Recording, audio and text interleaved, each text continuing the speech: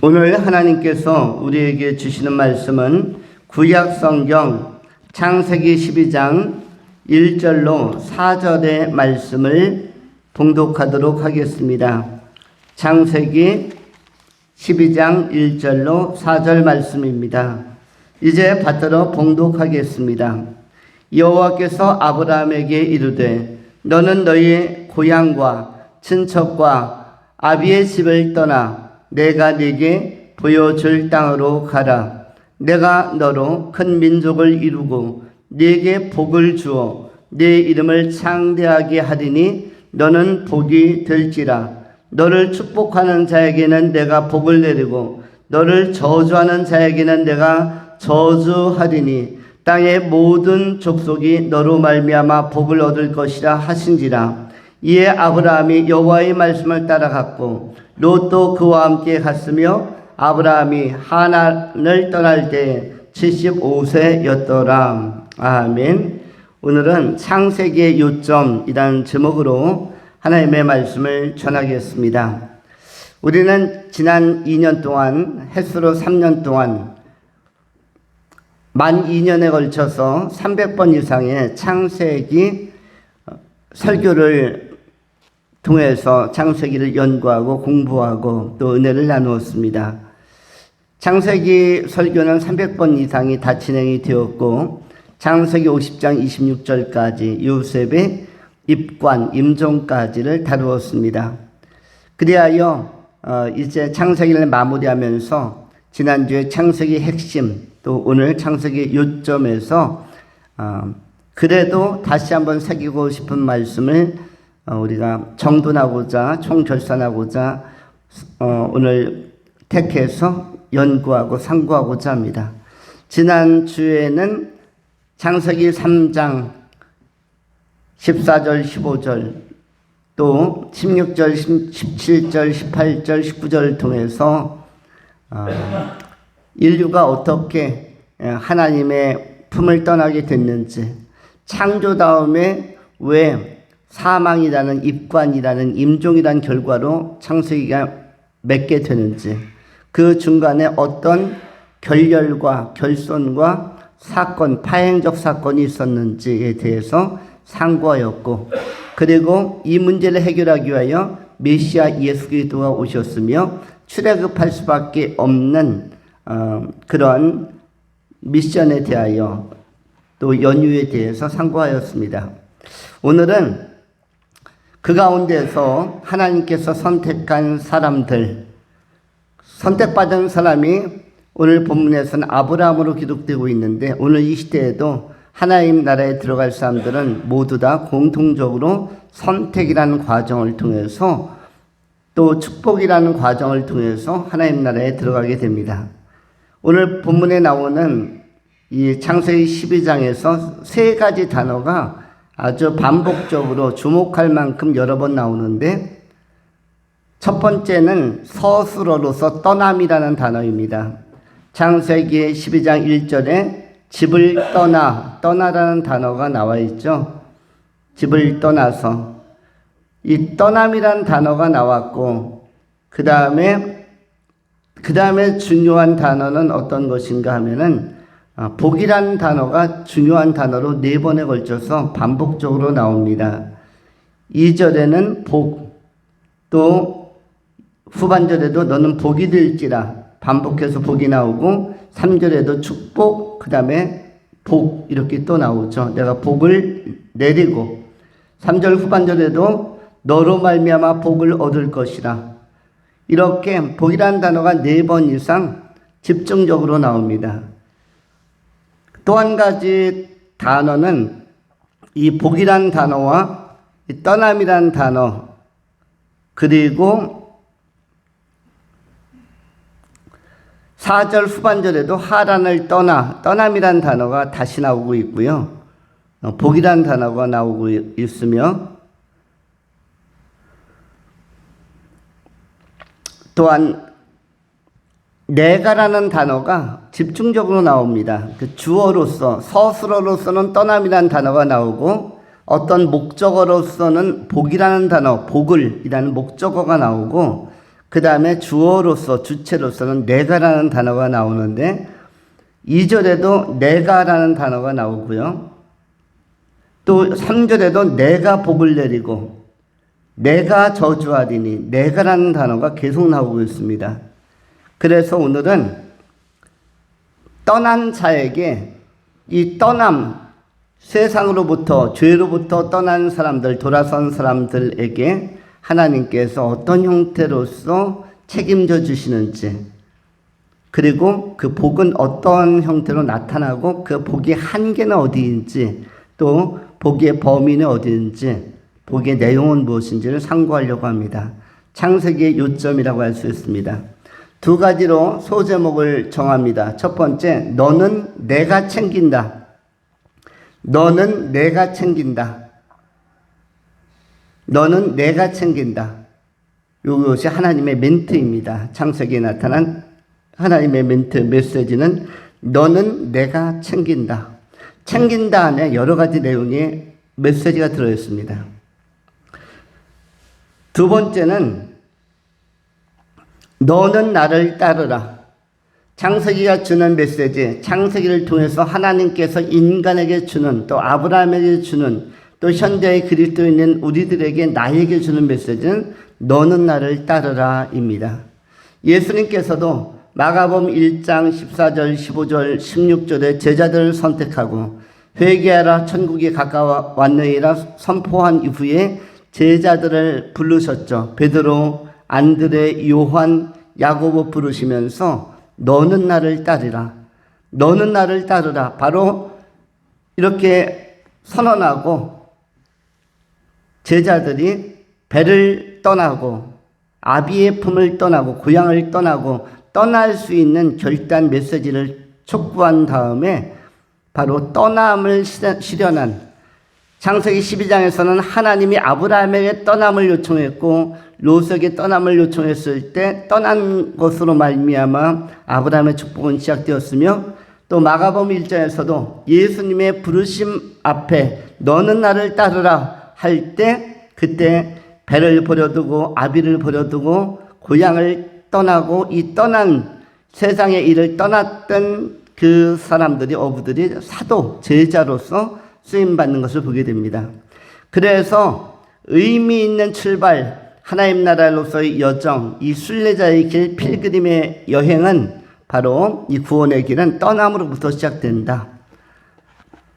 그러면 이것을 우리가 두 가지로 나누었죠. 너는 내가 챙긴다. 두 번째는 너는 나를 따르라. 이 큰 두 가지의 대지를 가지고 다시 상고합니다. 첫 번째, 너는 내가 챙긴다. 여기서 챙긴다라는 표현은 한문으로 표현하면 책임진다이죠. 너는 내가 책임진다. 여기서 너는 이라고 할 때 너는 누구이겠습니까? 하나님께서 지명한 자, 하나님께서 택정한 자, 하나님께서 선택한 자. 이사야서 43장 1절 2절에 나온 것처럼 너는 내가 지명하여 불렀나니 너는 내 것이라. 하나님께서 지명한 자, 지목한 자, 선택한 자, 이것이 바로 너희죠. 창세기 상황 속에서는 4,000년 전에는 그가 아브라함이었고, 그리고 오늘날 현대에는 바로 우리 자신, 나 자신이 되는 것입니다. 너는, 달리 표현하면 아브라함은 누가 챙긴다? 내가가 누구입니까? 하나님이. 오늘 본문에 나오는 강조어, 주어, 주체, 하나님이 챙긴다.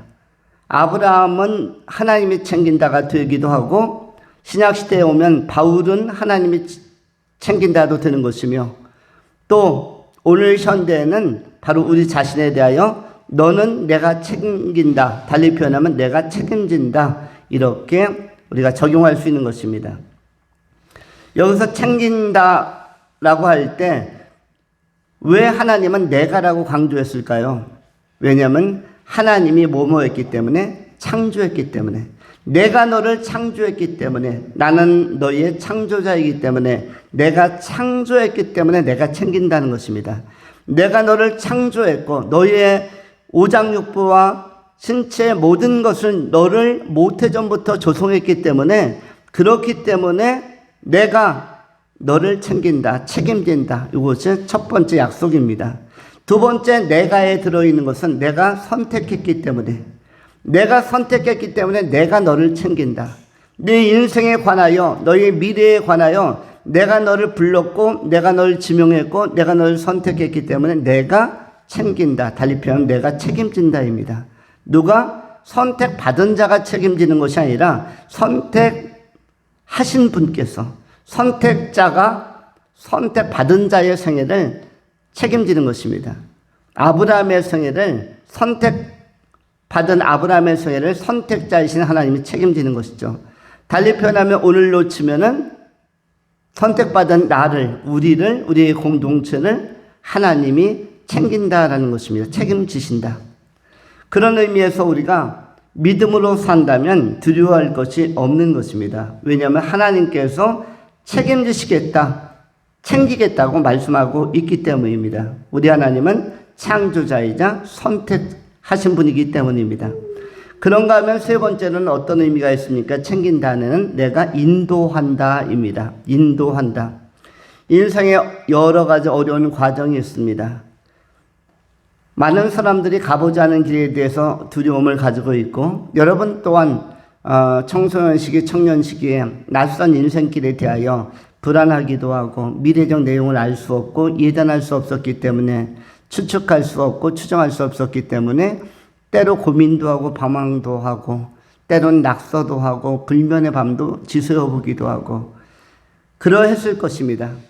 그럼에도 불구하고 하나님은 어떻게 말씀하십니까? 내가 선택한 자, 내가 창조한 자, 내가 인도하겠다. 내가 인도자로서 너의 인생길에 서겠다. 오늘 공군에 입대해서 이제 훈련소 30일차를 맞은 조아람 군이 모친에게 전화를 해왔다는 연락을 받았습니다. 오늘 30일 만에 핸드폰을 군 부대에서 내준 것 같아요. 30일 동안 아주 빡센 훈련, 아주 내용 깊은 심도 있는 훈련을 받다 보니 어깨, 팔, 다리 안 아픈 데가 없대요. 그런데도 불구하고 기분은 좋다. 기분이 왜 좋을까요? 두 가지로 좋을 것 같아요. 아무래도 이제 훈련 기간이 끝난 것 같습니다. 내일은 아마 그 수료실 예행 연습 같은 거 하면서 쉬는 날이 될 것 같고, 오늘 저녁에 뭘 주었기 때문에 30일 만에 핸드폰, 스마트폰을 다시 돌려주었답니다. 아이들이 업무 시간 끝나고 나서 스마트폰을 받는 순간 정말로 너무나 요긴하고 너무나 귀한 상품을 받는 것처럼 애들이 환호를 지르면서 한 달 만에 핸드폰을 받았을 것입니다. 거기서 정보 검색을 하는 사람도 있었을 것이고, 통화하는 사람도 있었을 것이고, 그동안에 밀린 뉴스를 보는 사람도 있었을 것이고, 이제 행정학교에 가면 자대 배치를 받기 위하여 열흘 동안 3번에 걸친 시험을 치르는데, 거기에 공군 특기 부대 행정학교에서 나올 만한 예상 문제 자료를 또 블로그들을 탐색하면서 찾는 아이도 있을 것이고, 그런가 하면 또 막간을 이용해서 그동안 깔아놓았던 그 게임 앱을 찾아서 30분 1시간에도 게임을 해보려고 하는 청년들도 있을 수가 있을 것입니다. 어쨌든 기분 좋게 영상 유튜브나 동영상을 볼 수도 있겠고 여러 자료를 검색하면서 피로를 풀었을 것입니다. 그래서 몸은 쑤시고 아프지만 목소리는 싱싱하고 건전하고 발랄하고 활기차서 뭔가 희망이 엿보이는, 애국심이 군대에서 훈련받을수록 떨어질 뻔했었는데 이제 다시 회복기에 접어드는 애국심을 일이라도 끌어올릴 수 있는 반전의 계기가 핸드폰을 돌려받으면서 이제 마련이 된 것 같습니다. 아마 훈련 일주일차, 열흘차, 2주차로 갈 때는 너무 힘들어서 막막했을 것입니다. 끝이 안 보이는, 너무 힘들고 너무 덥고 어떤 때는 비가 너무 주룩주룩 와서 너무 축 처지고 우울하고 답답하고, 또 훈련소 기간에는 불침번을 서야 되는데 불침번 서는 날은 이틀이나 한 번, 3일에 한 번씩 불침번이 돌아오면 잠을 못 잡니다. 2-3시간 자다가 깨야 되기 때문에 잠을 설쳐서 피로감도 오고, 나중에 자대 배치를 받으면은 그때는 경찰, 헌병 담당 부서에서 전임으로 그 순찰을 돌고 경비를 서고 불침번을 서주지만 훈련소에서는 훈련병들이 순서대로 교대를 해야 되기 때문에 훈련소 안에서는 수면도 엄청 부족하다고 합니다. 그런 상태 속에서 암울했다가 이제 희망이 보인다. 터널의 끝이 보인다. 목소리가 그걸 반증해주고 또 증거해주는 아주 활기가 있었다라고 이야기합니다. 웬만하면 아빠에게도 전화가 왔을 것 같은데 지금 아무리 기다려도 전화가 안 옵니다. 예전에 휴전화라고 할 때는 1분밖에 시간이 없는데도 아빠에게 40초, 엄마한테 20초에서 1분을 쪼개가지고 전화를 했는데, 그런데 오늘은 엄마에게만 딱 하고 끊었어요. 아빠에게는 전화를 안 했습니다. 이것은 뭐죠? 그만큼 여유가 생겼다. 하나님이 확실하게 나를 인도하시는구나. 또 이번 주 예배 드리면서 또 더 평안을 느꼈을 것입니다. 말씀 들으면서 이렇게 적응하면 되는구나. 아마 이런 확신을 가진 것 같습니다. 아무리 어려운 길도, 그야말로 터널처럼 안 보이는 그 길도, 세상 사람들의 인생길은, 미래는 뭐냐면 동굴이에요. 동굴은 들어가면 들어갈수록 어두워지는 게 동굴이고, 터널은 계속 들어가면 반대편의 출구가 나오는 게 터널입니다. 크리스찬의 삶은 뭐다? 동굴이 아니라 뭐다? 터널이다. 세상 사람들의 길은 뭡니까? 가도 더 좁아지고 어두워지고 빛이 안 들어오고, 동굴은 가면 갈수록 험해지는 게 동굴이죠. 그런데 터널은 뭐죠? 동굴과 터널은 같은데 계속 가다 보면 맨 끝에서 뭐가 비친다? 서광, 한 줄기 빛이 들어오는 곳이 뭐죠? 터널이고 출구가 있는 것입니다. 하나님은 우리의 인생을 동굴로 이끌어가듯이 밀어붙이지 않고 터널을 통과하듯이, 훈련의 터널, 인내의 터널, 여러 가지 배움의 터널, 여러 가지 유용한 그 실현의 터널을 통과하면서 우리를 연단하시고 소망 가운데서 더 온전히 주님을 만나고 하나님을 만나고 하나님 나라를 바라볼 수 있도록. 오늘 본문에 내가라는 단어 다음에 많이 나오는 게 뭐죠? 복이라는 단어인데, 우리는 이 복의 개념을 잘 이해할 필요가 있습니다. 복이 있는 사람은 하나님의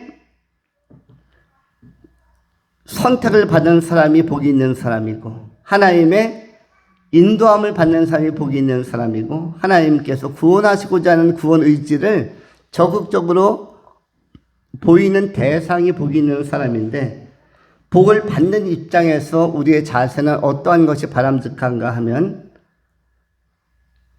하나님께서 주시는 만큼 받겠다. 복의 범위를 어떻게 산정해야 되냐면, 하나님께서 주시는 범위만큼 받고, 하나님께서 인도하시는 만큼 내가 순종하며 따르겠다. 이 자세가 필요한 것입니다.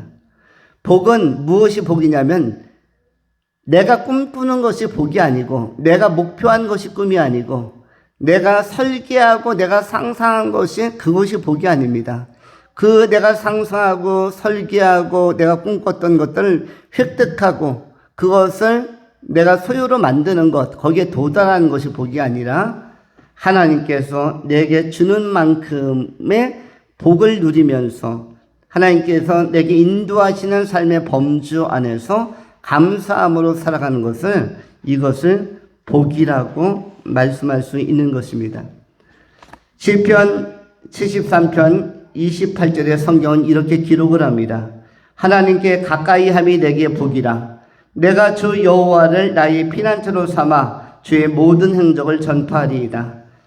다윗은 어떻게 고백을 합니까? 하나님께 가까이 함이 내게 복이라, 이렇게 선언을 합니다.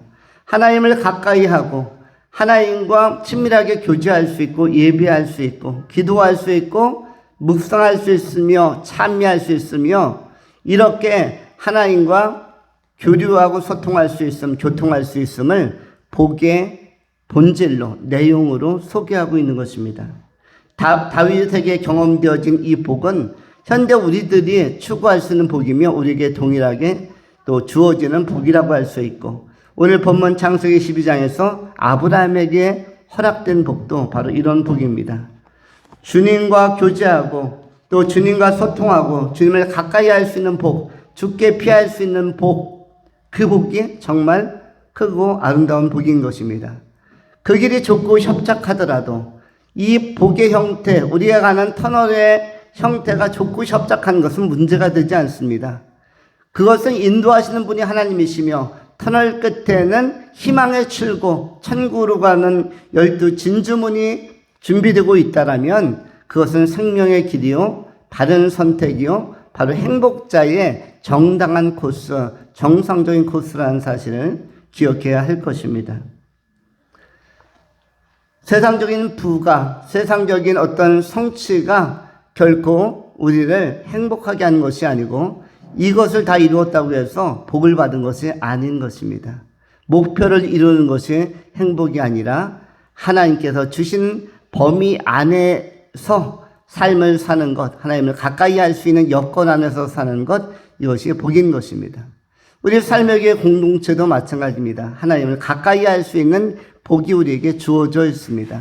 우리가 이 수요예배를 통해서 하나님을 예배하면서도 어떤 복을 지금 경험하고 있는 것입니까? 현재적으로 하나님을 가까이 할 수 있는 복. 아브라함도 마찬가지입니다. 갈대아 우르 옛날에 집거했던 75세까지 살았던 그 땅은 하나님을 가까이 할 수 있는 땅이 아니었습니다.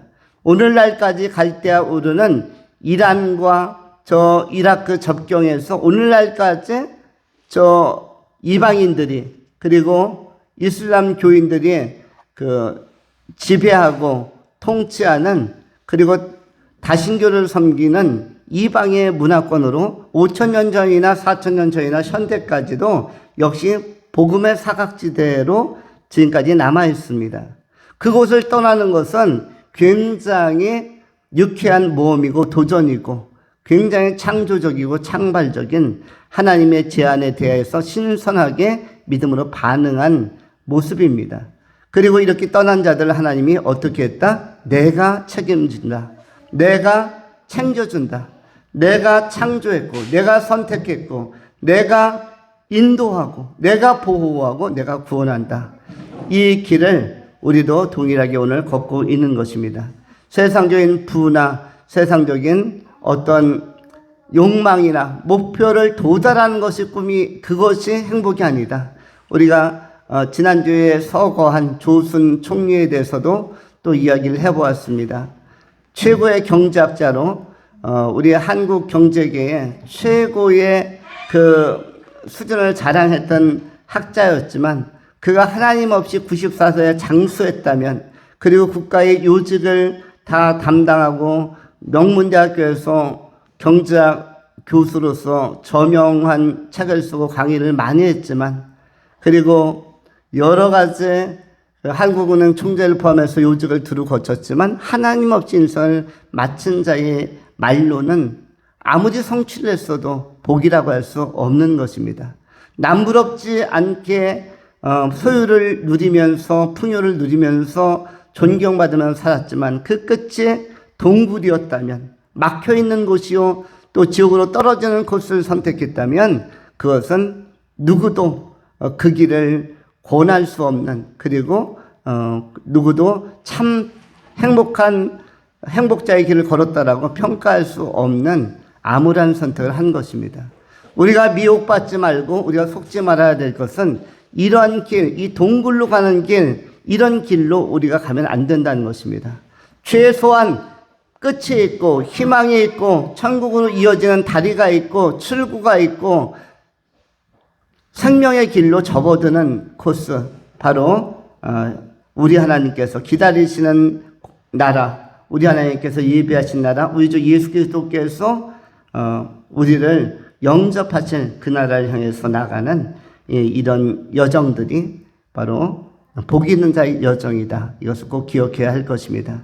하나님은 그러한 자들에게 구원을 주시며 또 진정한 행복을 베풀어 주시는 것입니다. 우리의 남은 생애 동안 우리의 하나님을 아브라함처럼 따르고 순종하면서 전진해 가는 끝까지 천국 영원한 나라까지 우리가 하나님과 동행해 가는 믿음의 종들이 다 될 수 있기를 축원합니다. 두 번째로 너는 나를 따르라. 창세기 요점 가운데 오늘 아브라함을 통해서 우리가 복에 대해서 생각했고 또 떠남에 대해서 생각했으며 또 하나님의 하나님 되심, 내가 챙기고 내가 책임지고를 먼저 생각을 해보았는데 두 번째는 첫 번째는 하나님의 입장에서 너는 내가 챙긴다라는 확신을 보여주신 것이고 두 번째 아브라함에게 또 보여주시려고 하는 것은 또 요구하는 것, 제안하고 명령하는 것은 너는 나를 따르라라는 그 요청입니다. 우리 인간의 입장에서는 뭘 해야 되는가? 따라야 되는 것입니다. 여기서 따르다 할 때 어떻게 따르는 것입니까? 말씀을 듣고 따르는 것입니다. 네 가지가 있습니다. 하나님을 따른다고 할 때에는 오늘 본문 말씀에서는 4절에 이렇게 기록되어져 있죠. 이에 아브라함이 여호와의 말씀을 따라갔고, 이에 아브라함이 그냥 따라갔고가 아니죠. 뭐를 따라갔고입니까? 가로치고 나면 여호와의 말씀을 따라갔고이지 그냥 따라갔고가 아닙니다. 그냥 떠난 것이 아니라 말씀을 들으면서 떠난 것이며 그냥 따라간 것이 아니라 막연히 넋없이 따라간 것이 아니라 그냥 세월을 산 게 아니라 하나님의 말씀을 따라갔고 라고 기록하고 있습니다. 그리고 롯도 그와 함께 갔으며 할 때는 말씀을 따라갔으며가 생략되는 것이죠. 그래서 그냥 가는 것이 아니라 인생은 그냥 사는 것이 아니라 말씀을 따라서 사는 것이며 말씀을 따라서 가는 여정, 과정이라고 할 수가 있습니다. 너는 나를 따르라 할 때 말씀을 어떻게 따르는 것입니까? 첫 번째는 말씀을 듣고 따르는 것입니다. 말씀을 경청하는 것, 듣고 따르는 것. 두 번째는 말씀을 이해하고 따르는 것입니다. 이것은 공부이죠. 세 번째는 말씀을 음미하며, 이것은 묵상이죠. 음미하며 따르는 것. 네 번째는 말씀을 전파하며, 이건 전도이죠. 따르는 것. 너는 나를 따르라에는 네 가지의 구성 요소, 내포적인 요소들이 자리하고 있는데 첫 번째가 뭐라고 했습니까? 그냥 따르는 것이 아니라 말씀을 들으며 따르는 것입니다. 들으며. 듣고를 뭐라고 하죠? 경청하다. 경청하다. 경청이라는 단어는 일반적으로 그냥 듣는다. 내가 강의를 들었어. TV에 좋은 뉴스가 나오고 있는데 저 뉴스를 들었어. 소식을 들었어. 라는 들었어의 개념이 아니라 듣고 나서 반응했어까지의 단계를 경청이라고 합니다. 듣고라는 단어는 듣고 반응하다. 이른바 듣고 하면 뭐죠? 히어링입니까? 리스닝 이런 거죠. 듣고 그 다음에 반응하다는 뭐죠? 피드백을 하고 듣고 반응하고 그냥 듣고가 아닙니다. 우리가 뉴스를 들을 때에는 라디오나 아니면 텔레비전을 통해서 뉴스 들으면 그냥 피드백까지는 안 하죠. 그냥 듣고 지나가죠. 그런데 여기서 듣고 경청하고는 피드백까지. 또는 아멘, 또는 감사합니다. 또는 기도로 피드백을 할 수도 있고, 때로는 찬송으로 피드백을 할 수도 있고, 때로는 예배로 피드백을 할 수 있고, 듣고 피드백하고, 듣고 응답하고, 듣고 반응하고, 이런 긍정적 반응, 신앙적 반응, 이 반응을 하면서 인생을 따라가는 것이 바로 듣고, 말씀을 듣고 따르는 것입니다. 말씀을 경청하고 따르는 것입니다. 여기에는 무엇이 있다? 피드백이 있다. 그 피드백의 대표적인 사례가 뭐다? 예배이고, 기도이고, 감사이다. 찬미이고, 찬송이다. 이것을 우리가 꼭 기억해야 할 것입니다. 말씀을 듣는 자가 행복한 것이고, 말씀을 또 경청하는 자가 행복한 것이며 말씀을 지키는 자가 행복한 것이고 요한계시록 1장 3절에도 나오죠. 주의 말씀을 듣고 읽고 지켜 행하는 자가 복이 있나니 때가 가까움이라. 이렇게 요한계시록 1장 3절에도 기록을 하고 있습니다. 또한 네 가지가 있다고 그랬죠. 네 가지 구성 요소 중에 첫 번째가 듣고 경청하고 이고 두 번째가 뭐죠? 이해하고. 하나님의 말씀은 잘 소화를 시켜야만 합니다. 그래서 이해가 필요해서 공부가 필요합니다.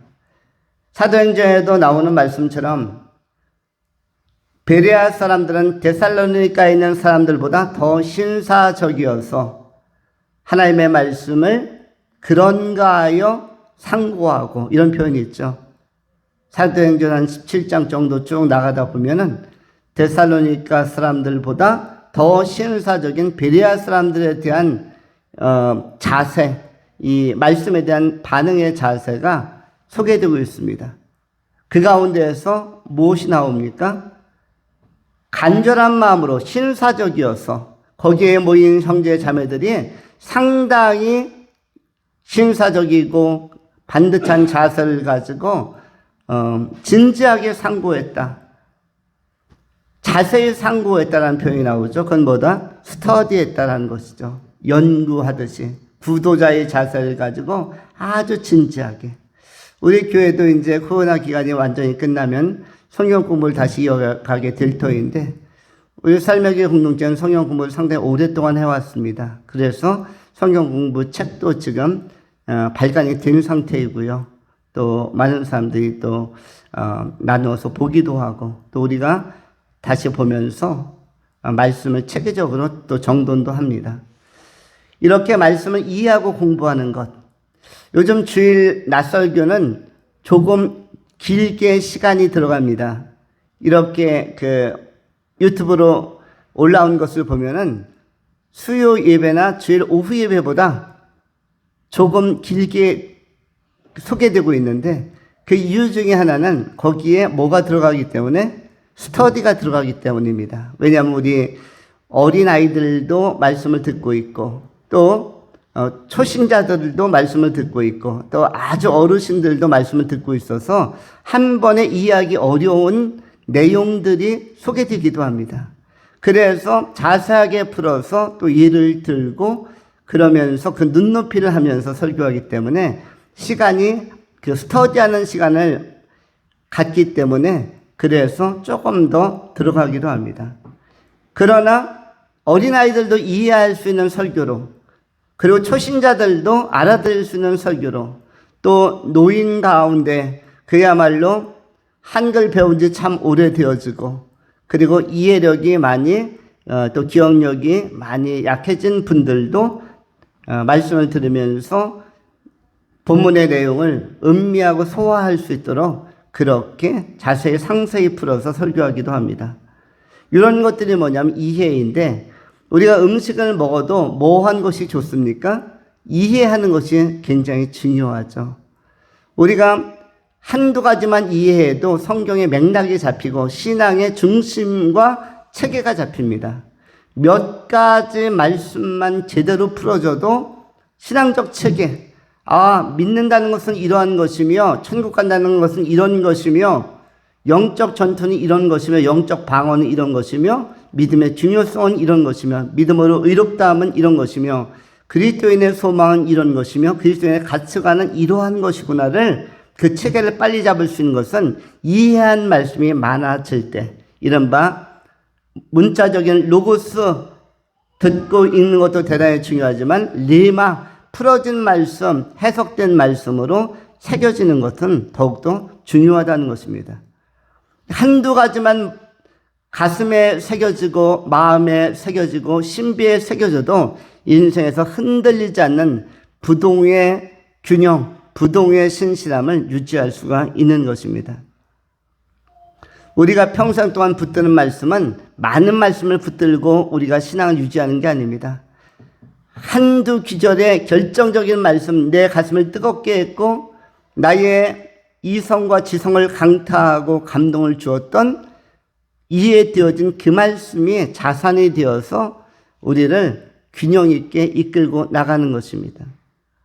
그래서 너는 나를 따르라 할 때 첫 번째는 뭐라고 했죠? 듣고 경청하고, 두 번째가 바로 이해하고 공부하고, 그리고 세 번째는 무엇입니까? 어떻게 하면서 따라가는 거죠? 말씀을 음미하면서, 음미를 갖다 뭐라고 그러죠? 묵상, 이른바 메디테이션이라는 것이죠. 메디테이션.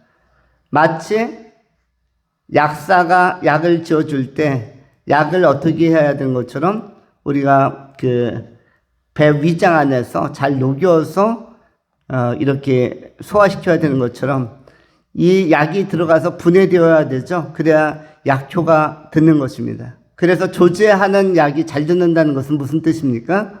조제약이 잘 듣는다는 건 뭐예요?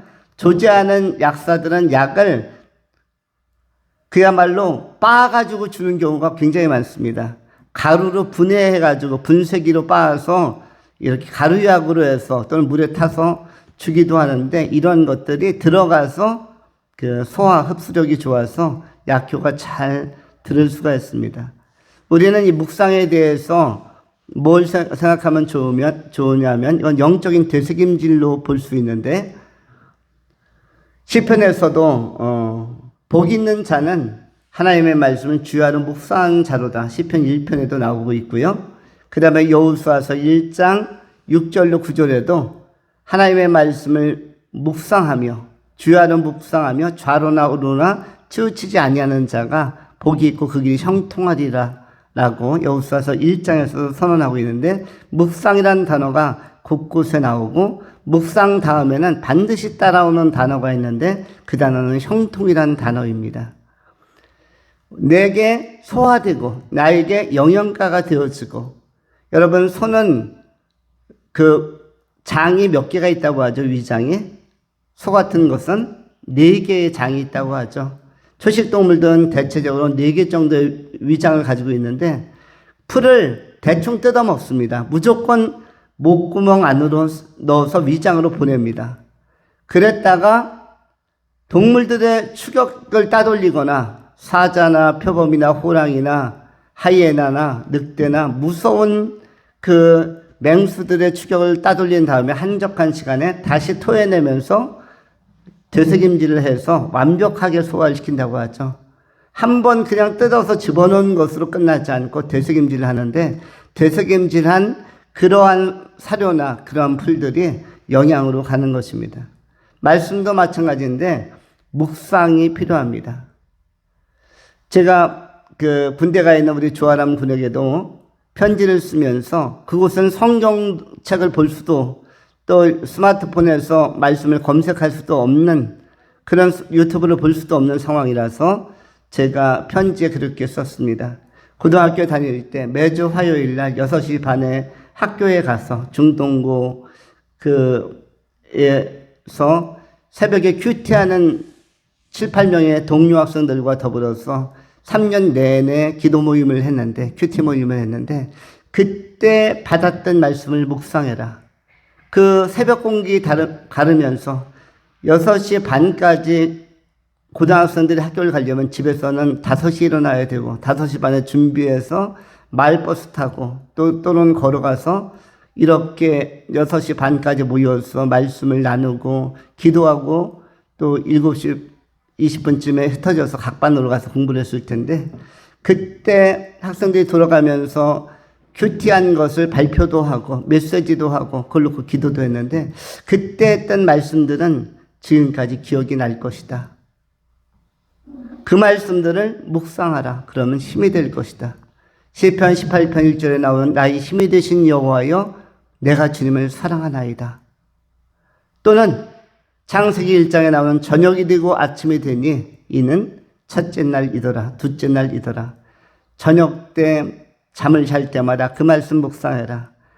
하루하루 단잠 자고 나면 새날이 밝고 그리고 시간은 흘러간다. 소망을 가지고 하루하루 움직일 수 있고 활동할 수 있음에 감사하면서 훈련 기간을 넘겨라. 이렇게 편지글을 보내준 일이 있습니다. 사람에게 감당하지 못할 시험을 하나님께서 허락하지 아니하나니 믿음으로 이겨가라.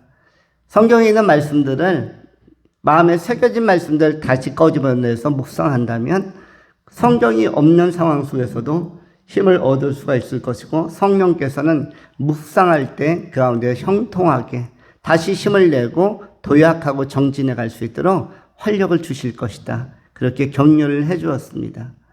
우리에게 있어서도 이 묵상이 형통과 연결되어 있다. 바로 4,000년 전에 있었던 그 믿음의 선조들도 아브라함의 아들 이삭이 아내를 맞이할 때도 창세기 24장에서 어떤 표현이 나옵니까? 들판에 나가서 뭐뭐 하다가 묵상하다가 레베카가 저기서부터 이삭에게 다가오는 것을 보고 굉장히 기쁨으로 맞이하여 결혼으로 이어지는 것이 나와 있습니다. 거기에서 묵상이라는 단어가 최초로 나오죠. 묵상이라는 단어가 창세기 24장에서 나오고 이삭이 그토록 기다렸던 결혼이 성사되는 것을 보게 되어집니다. 묵상, 이것은 굉장히 중요한 단어이고 우리에게 복을 가져다 주고 그리고 우리에게 형통을 가져다 주는 행복한 단어가 묵상입니다. 오늘 우리 현대인들도 이삭이 묵상했고 또 여호수아가 묵상했고 다윗이 묵상한 이 말씀을 묵상하면서 힘을 얻고 지치기 쉬운 세상 속에서 그야말로 긴박하고 변화가 빠른 이런 정신을 수습하기 어려운 세상 속에서 하나님의 말씀을 묵상하면서 힘을 내고 그것을 선언하면서 힘을 내는 그런 신실한 종들이 다 될 수 있기를 소망합니다. 너를 따르라 안에는 뭐가 있다고 그랬죠? 4가지 구성 요소인데 지금 3가지를 이야기했습니다. 듣고 경청, 그 다음에 이해하고 공부, 그 다음에 음미 묵상하고, 그리고 마지막 하나가 뭐겠습니까? 너는 어떻게 하면서 나를 따르라? 네가 말씀을 전파하면서 따르라라는 것입니다. 전파하면서, 선포하면서, 전도하면서 따르라. 전도하면은 영어로는 미션 워크이라고 하죠. 미셔너리 워크 하면 전도, 또 전파라고 하면은 퍼뜨리는 거죠. 스프레드 또는 프로파게이션, 전파, 광고, 알려주는 것, 이런 것들이 전부 다 전파, 전도에 관한 내용들인데 우리가 생애를 살면서 어떤 형태로든 그리스도를 알리는 것입니다. 복음을 알리고 나타내면서 따르라는 것이죠. 우리가 행위로 그리스도의 표지판이 되든 그리스도의 이미지를 남기는 자가 되든 또 복음의 내용으로 그야말로 미셔너리 워크를 통해서 선교적 사역이나 선교적 언어나 선교적 선포를 통해서 전하든 바울과 같이 복음을 전하기에 유익한 모든 것들 우리가 그리스도를 위해서 나타낼 수 있는 모든 우리의 재능과 은사들을 다 동원해서 그것이 일을 통해서든 말을 통해서든 행위를 통해서든 표정을 통해서든 우리가 복음을 전하는 일에 때를 얻든지 못 얻든지 힘써야 할 것입니다. 우리가 주님을 따른다는 것, 하나님을 따른다는 것은 그냥 따르는 것이 아니라 뭘 하면서 전하면서 전파하면서 때를 얻든지 못 얻든지 복음을 전파하고 예수를 전파하고 예수 안에 있는 복음의 비밀을 전파하고 대속의 은혜를 전파하고 생명을 전파하면서 우리가 이 영원한 소망의 길에 참여하고 또 따르는 자가 되어야 하는 것입니다. 그래서 이 너는 나를 따르라 얘는 굉장히 중요한 4가지의 의미성이 내포되어 있다. 뭐라고 했습니까? 말씀을 들으면서 먼저 경청해야죠. 경청하면서 말씀을 뭐뭐하면서 말씀을 이해하고 공부하면서 또 말씀을 뭐뭐하면서 음미하고 묵상하면서 또 말씀을 어떻게 하면서 전파하고 전도하면서 우리가 주님을 따라야 하는 것입니다. 그러할 때 이러한 존재가 하나님을 기쁘게 하여 드릴 수 있고 이런 거룩한 삶의 경험, 말씀 따름의 경험이 우리를 복이 있는 자, 복의 근원으로, 복의 유통자로, 복의 운반자로 우리를 귀하게 하나님께서 세우시고 또 쓰실 수가 있는 것입니다. 아브라함이 이렇게 선택받고 이렇게 하나님의 인도함을 받고 또 하나님의 격려를 받고 하나님의 구원에 이른 것처럼 다윗이 이 길을 걸었고 그리고 바울이 이 길을 걸은 것처럼 오늘 이 시대를 살아가는 우리 삶의 모든 성도님들이 동일한 진리의 길, 생명의 길을 끝까지 하나님의 말씀을 듣고 따르면서 또 공부하며 따르고 또 묵상하며 따르고 전파하며 따름으로 말미암아 하나님의 영광을 나타내고 하나님의 영광을 온 땅에 아름답게 반사하고 그리고 하나님 나라에서 상급도 큰 하나님의 기억 속에 영원히 아름답게 복 있는 자로 기억되고 보존되어지는 사랑받는 행복한 성도님들이 다 될 수 있기를 축원합니다. 기도하겠습니다. 거룩하신 하나님 감사합니다. 오늘 생명의 말씀을 통해서 아브라함을 통한 창세기의 요점 사항에 대하여 또 진정한 복의 개념에 대하여 상고하게 하시니 감사합니다. 복의 근원이었던 아브라함, 복의 운반자였던 아브라함을 향한 하나님의 신실한 약속이 오늘 아브라함처럼 하나님을 따르는 우리 개인에게, 우리 자신에게 적용되게 하여 주시고 아브라함이 말씀을 따라서 하나님과 동행한 것처럼 말씀을 따른다의 의미들이 무엇인지를 우리가 다시 한번 잘 새기면서 주님께서 부르실 그날까지 천국 영원한 나라에 들어갈 그날까지 믿음으로 신실하게 따라가는 아름다운 동행자들은 귀한 믿음의 성도님들이 되게 하여 주시옵소서. 신실하신 우리 구주 예수 그리스도 이름으로 축복하며 감사하며 기도하옵나이다.